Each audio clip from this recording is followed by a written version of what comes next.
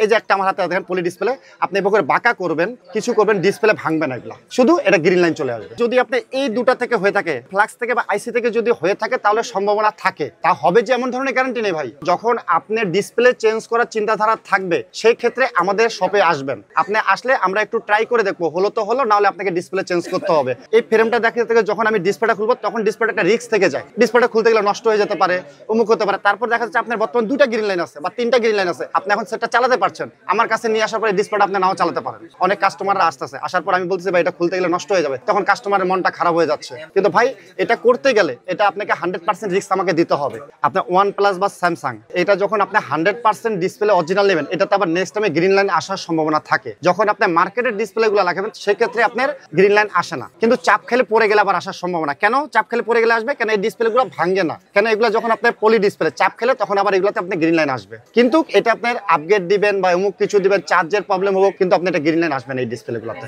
এই ডিসপ্লেটা অরিজিনাল যখন আপনি লাগাইতে হবে, আপনার দাম পড়ছে 22,000 টাকা। এটা হচ্ছে পিঙ্ক লাইন আর এটা হচ্ছে গিয়ে হোয়াইট লাইন। হোয়াইট এবং পিঙ্ক লাইনগুলো আপনার ডিসপ্লে থেকে পড়ে। যেমন আপনার হোয়াইট স্ক্রিন গ্রিন স্ক্রিনগুলো হচ্ছে গিয়ে আইফোনের মধ্যে বেশি পাওয়া যায়। হোয়াইট স্ক্রিন হয়ে যায়, আপডেটের পরে গ্রিন স্ক্রিন হয়ে যায়। ওগুলো সলিউশন সমাধান আমাদের কাছে 100% আছে।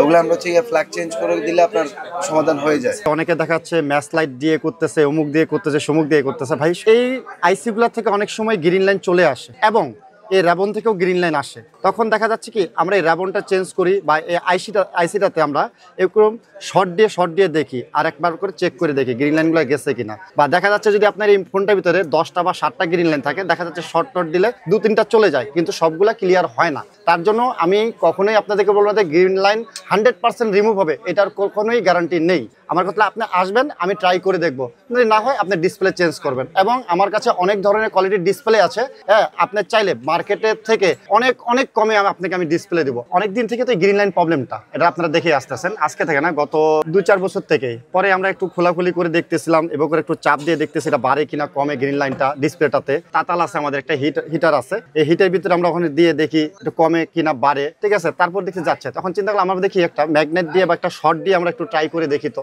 তখন দেখা যাচ্ছে যদি আপনার 10টা বা 7টা গ্রিন লাইন থাকে, এই শর্টের কারণে 2-4টা-5টা রিমুভ হয়। আবার দেখা যাচ্ছে অনেক সময় আপনার ওয়াটার ড্যামেজ হয়ে গেল বা সেটটা আপনার কাছ থেকে পড়ে গেল, পড়ে যাওয়ার কারণে অনেক সময় এর এবং থেকেও গ্রিন লাইন আসে। সেক্ষেত্রে হওয়ার সম্ভাবনা থাকে কিছু, যে ভাই এটা হবে। আমি তারপর বারবার বলবো আপনাদেরকে, হবে যে এমন কোনো ধরনের গ্যারান্টি নেই ভাই। আমরা খরচটা ফ্যাট আগে করি না, আমরা একটা কাজকে সাকসেস করতে পারলে আমাদের কাছে আপনার কাছ থেকে আমরা বেশি হ্যাপি হই। আপনি কতটা হ্যাপি হবেন জানি না, আমরা একটা কাজ সাকসেস করতে পারলে আমরা নিজেরা বেশি হ্যাপি হই। এই যে মেন যে ডিসপ্লে প্যানেলটা, এই প্যানেল থেকে যদি কোনো গ্রিন লাইন এসে থাকে, সেক্ষেত্রে আমি কেন এবং আপনার চায় না কেন, আপনার জাপানও কেউ আপনাকে করে দিতে পারবে না, যেমন মেন ডিসপ্লে থেকে।